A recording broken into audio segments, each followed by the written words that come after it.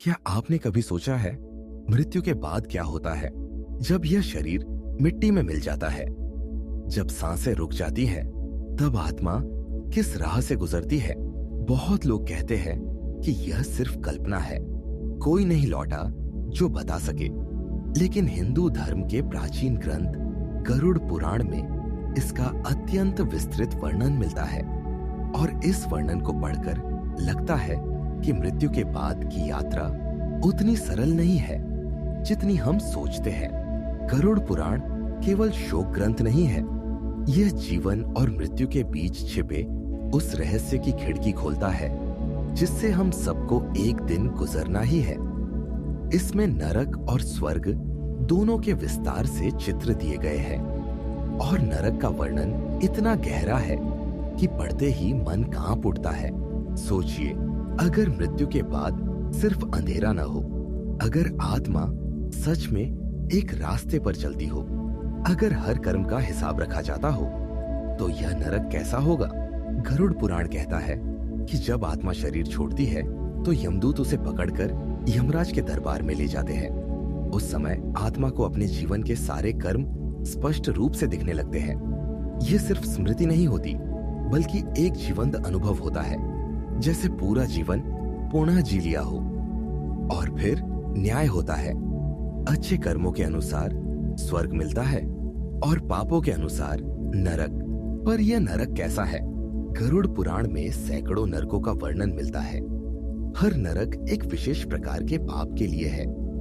जैसे कि कोई न्यायालय में अलग अलग अपराधों के लिए अलग अलग सच्चाई होती है, वैसे ही ईश्वर ने भी हर पाप के लिए एक अलग नरक बनाया है। कहा गया है कि कुल मिलाकर 18 मुख्य नरक हैं और उनके भीतर असंख्य उप नरक। इन सब का अनुभव आत्मा को तब तक करना पड़ता है जब तक उसका पाप पूरी तरह जल न जाए। अब जरा सोचिए, एक ऐसा स्थान जहां दंड सिर्फ शारीरिक नहीं बल्कि आत्मिक भी है, जहां पीड़ा इतनी गहरी होती है कि समय का बोध ही मिट जाता है। यही नरक है। गरुड़ पुराण के अनुसार सबसे पहले आत्मा को एक रास्ते से गुजरना होता है जिसे वैतालिनी नदी कहते हैं। यह नदी खून, मवाद और मल से भरी होती है। आत्मा को इसे पार करना ही पड़ता है। पापी आत्माओं के लिए यह नदी ज्वालामुखी जैसी गर्म हो जाती है। यमदूत उन्हें खींचते हुए इस नदी से गुजारते हैं। यह यात्रा ही इतनी भयावह होती है कि आत्मा कांप उठती है। फिर आता है नरक का वास्तविक अनुभव। कुछ नरकों के वर्णन सुनिए। तामिस्र नरक। यहाँ वे लोग जाते हैं जिन्होंने दूसरों की संपत्ति हड़पी, धोखा दिया। आत्मा को भूखा प्यासा रखा जाता है, पीटा जाता है और अंधेरे में डाल दिया जाता है। अंध तामिस्र नरक। यहाँ वे लोग जाते हैं जिन्होंने अपने जीवन साथी के साथ विश्वासघात किया। आत्मा को अंधकार में फेंक दिया जाता है जहां अंतहीन भय और यातना है। रौरव नरक। यह उन लोगों के लिए है जिन्होंने निर्दयता से दूसरों को पीड़ा दी। यहाँ आत्मा को ज्वलंत सांप और कीड़े नोचते हैं। महारौरव नरक। इसमें पीड़ा और भी भयानक होती है। आत्मा को जलती भूमि पर गिराया जाता है और विशाल कीट उस पर टूट पड़ते हैं। कुंभीपाक नरक। यहाँ आत्मा को उबलते तेल से भरे कड़ाह में डाला जाता है। यह पापियों के लिए सबसे भयावह स्थानों में से एक है। असिपत्रवन नरक। यहाँ लोहे की पत्तियों से बने पेड़ होते हैं। यमदूत आत्मा को उन पेड़ों पर चढ़ाते हैं और हर पत्ता रेजर ब्लेड की तरह आत्मा को काटता है। क्या आप कल्पना कर सकते हैं उस दर्द की? यह केवल शारीरिक काटना नहीं, आत्मा के स्तर पर चीरने वाला अनुभव है। पर एक सवाल उठता है, अगर आत्मा अमर है तो उसे पीड़ा कैसे हो सकती है? गरुड़ पुराण इसका उत्तर देता है। आत्मा स्वयं शुद्ध और पीड़ा रहित है, लेकिन जब वह शरीर में रहते हुए कर्म करती है तो उन कर्मों की छाप उसके सूक्ष्म शरीर पर अंकित हो जाती है। यही छाप नरक में पीड़ा का कारण बनती है। यह पीड़ा एक तरह का शुद्धिकरण है, जैसे आग सोने की मिलावट को जला देती है। यही कारण है कि नरक स्थायी नहीं है। आत्मा वहां उतना ही समय रहती है जितना उसके पापों का भार है। जब वह बाहर चल जाता है, आत्मा आगे की यात्रा के लिए मुक्त हो जाती है। अब सोचिए, अगर हर कर्म का हिसाब है तो हम जो भी करते हैं वह कहीं ना कहीं दर्ज हो रहा है। कोई झूठ, कोई धोखा, कोई हिंसा सबका परिणाम है। और यही समझाने के लिए गरुड़ पुराण इतना भयावह चित्र खींचता है। लेकिन नरक का यह वर्णन सिर्फ डराने के लिए नहीं है। इसका उद्देश्य है हमें सजग करना, ताकि हम जान लें कि जीवन केवल आज तक सीमित नहीं है। हर विचार, हर शब्द, हर कर्म हमारी आत्मा पर छपता है। अब तक आपने जाना कि मृत्यु के बाद आत्मा यमदूतों के साथ यमराज के दरबार में पहुंचती है और फिर उसे उसके कर्मों के आधार पर नरक या स्वर्ग का अनुभव करना पड़ता है। नरक का वर्णन गरुड़ पुराण में इतना विस्तार से किया गया है कि हर पाप के लिए एक अलग नरक है और हर नरक की पीड़ा उस पाप के स्वरूप से जुड़ी हुई है। आइए अब देखते हैं कुछ और भयावह नरकों के चित्रण। शालमली नरक। यहाँ पापी को कांटेदार वृक्ष पर चढ़ाया जाता है। उसके कांटे लोहे के खंजर जैसे होते हैं जो आत्मा को बार बार छलनी कर देते हैं। यह नरक उन लोगों के लिए है जिन्होंने दूसरों के साथ छल, झूठ और धोखाधड़ी की। वैतरणी नरक। यह नरक एक नदी की तरह है जो खून, मवाद और गंदगी से भरी होती है। आत्मा को इसे पार करना पड़ता है और हर कदम पर जलते हुए लपटें उठती है। यह नरक उन लोगों को मिलता है जिन्होंने माता पिता का अपमान किया, बुजुर्गों का तिरस्कार किया। सूकर मुख नरक। यहाँ पापी आत्मा को जंगली सुअर की तरह चीर दिया जाता है। यह दंड उन लोगों को मिलता है जिन्होंने अपने क्रोध और हिंसा से दूसरों का जीवन नरक बना दिया। अंधकूप नरक। यह गहरा कुआं है जिसमें पापियों को डाल दिया जाता है। अंदर जहरीले कीड़े, सांप और बिच्छू आत्मा को डसते रहते हैं। यह नरक उन लोगों के लिए है जिन्होंने बिना कारण प्राणियों को सताया। कृष्ण नरक। यहाँ आत्मा को घोर अंधकार में डाल दिया जाता है। वहां कोई प्रकाश नहीं, कोई दिशा नहीं, बस भय और अकेलापन। यह उन आत्माओं का स्थान है जिन्होंने ज्ञान और धर्म से मोह मोड़ा और जानबूझकर पापों के मार्ग पर चले। अग्निकुंड नरक। इसमें आत्मा को जलते हुए गड्ढे में फेंक दिया जाता है। आग बार बार उसे जलाती है, लेकिन आत्मा नष्ट नहीं होती। यह नरक उन लोगों के लिए है जिन्होंने दूसरों को जलाकर मारा या कष्ट पहुंचाया। सोचिए, यह केवल दंड नहीं है, यह पाप का प्रतिरूप है। जैसे आपने कर्म किया वैसे ही आपको अनुभव करना पड़ता है।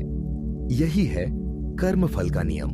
गरुड़ पुराण हमें यह भी बताता है कि आत्मा इन नरकों से गुजरते हुए धीरे धीरे अपने पापों से मुक्त होती है। जब पाप जल जाते हैं तभी आत्मा अगले जन्म की ओर अग्रसर होती है। इसीलिए नरक को स्थायी नहीं माना गया, बल्कि इसे शुद्धिकरण की प्रक्रिया समझना चाहिए। अब सवाल उठता है, अगर नरक अस्थायी है तो क्या डरना जरूरी है? यही छुपा है गरुड़ पुराण का गहरा संदेश। नरक का वर्णन सिर्फ भय पैदा करने के लिए नहीं किया गया, बल्कि यह हमें चेताने के लिए है कि जीवन केवल वर्तमान सुखों के लिए नहीं है। हर कर्म, हर विचार, हर भावना का परिणाम है। हम सोचते हैं कि छोटे छोटे झूठ, थोड़े से धोखे या किसी पर क्रोध करने से क्या फर्क पड़ता है, लेकिन गरुड़ पुराण कहता है कुछ भी व्यर्थ नहीं जाता, सब अंकित होता है। नरक का वास्तविक उद्देश्य यही है कि मनुष्य अपने कर्मों में सावधान हो। अगर कोई हिंसा करता है तो उसे वही हिंसा अनुभव करनी होगी। अगर कोई छल करता है तो उसे छल का परिणाम झेलना होगा। अगर कोई बुजुर्गों का अपमान करता है तो उसे उस पीड़ा का स्वाद नरक में चखना होगा। यानी नरक हमें हमारे कर्मों का दर्पण दिखाता है। अब सोचिए, अगर हर इंसान यह मानकर चले कि मृत्यु के बाद उसके कर्मों का हिसाब होगा तो क्या समाज बदल नहीं जाएगा? यही कारण है कि हिंदू धर्म ग्रंथ बार बार कर्म पर जोर देते हैं। भाग्य, पूजा पाठ, मंत्र सबका महत्व है, लेकिन कर्म के नियम से कोई मुक्त नहीं हो सकता। पर यह भी सत्य है कि नरक से बचने का मार्ग भी है। गरुड़ पुराण कहता है कि अगर मनुष्य जीवन में ही अपने कर्मों को सुधार ले, धर्म के मार्ग पर चले, दया और करुणा अपनाए, तो नरक की नौबत ही नहीं आती। अब जरा ध्यान दीजिए, जब आप यह सुन रहे हैं तो आपके भीतर भी एक हलचल हो रही होगी। कहीं ना कहीं हर इंसान जानता है कि उसने जीवन में कौन सा पाप किया है। छोटे हो या बड़े, हर आत्मा के भीतर वह छाप दर्ज है और यही छाप मृत्यु के बाद सामने आती है। लेकिन यह डराने की जगह आपको बदलने का अवसर है। गरुड़ पुराण कहता है, यदि आप सच्चे मन से पश्चाताप करें, अपने कर्म सुधारे और धर्म के मार्ग पर चले, तो आत्मा हल्की हो जाती है। और जब आत्मा हल्की होती है तो उसे नरक की यात्रा नहीं करनी पड़ती। यही असली संदेश है। नरक केवल मृत्यु के बाद की बात नहीं है। नरक आज भी है, अभी भी है। जब मन अशांत है, जब क्रोध और लोभ आपको जला रहे हैं, जब ईर्ष्या और भय आपको चैन से जीने नहीं देते, यही नरक है। और जब मन शांत है, जब करुणा और प्रेम है, जब सेवा और संतुलन है, यही स्वर्ग है। इसलिए गरुड़ पुराण हमें भविष्य का भय दिखाकर वर्तमान को सुधारने की प्रेरणा देता है। अब एक सवाल आपसे, क्या आप सच में तैयार हैं अपने जीवन को इस नजर से देखने के लिए? क्या आप यह मानते हैं कि मृत्यु अंत नहीं है, बल्कि यात्रा का एक पड़ाव है? और क्या आप आज से ही अपने कर्मों को इस तरह ढालेंगे कि आत्मा हल्की हो, निर्मल हो और मृत्यु के बाद उसे नरक की आग से न गुजरना पड़े? यही है असली चुनाव। तो मित्रों, अगर आप ये समझ गए कि गरुड़ पुराण के नरक केवल डराने वाली कहानियां नहीं, बल्कि गहरे सत्य है, तो यह वीडियो आपके जीवन को बदल सकता है। अभी एक पल रुकिए, अपनी अगली सांस पर ध्यान दीजिए और मन ही मन संकल्प लीजिए, मैं अपने कर्मों को सुधारूंगा, मैं धर्म और करुणा के मार्ग पर चलूंगा। और अगर यह वीडियो आपके दिल को छू गया हो तो इसे लाइक कीजिए, चैनल को सब्सक्राइब कीजिए और बेल आइकन दबाइए, क्योंकि यहाँ हम सिर्फ कहानियां नहीं सुनाते, बल्कि प्राचीन शास्त्रों की गहराई को आपके जीवन से जोड़ते हैं। नीचे कमेंट में लिखिए धर्म। क्यों? क्योंकि जब आप यह शब्द लिखते हैं तो आप सार्वजनिक रूप से यह संकल्प लेते हैं कि आपका जीवन अब धर्म की ओर बढ़ेगा, अधर्म की ओर नहीं। और यह संकल्प ही आपको नरक के भय से मुक्त कर सकता है। याद रखिए, नरक और स्वर्ग कहीं बाहर नहीं है, वे आपके कर्मों की छाया है। जैसा कर्म करेंगे वैसा ही अनुभव मिलेगा। अब चुनाव आपका है, आप नरक की ओर बढ़ेंगे या स्वर्ग की ओर।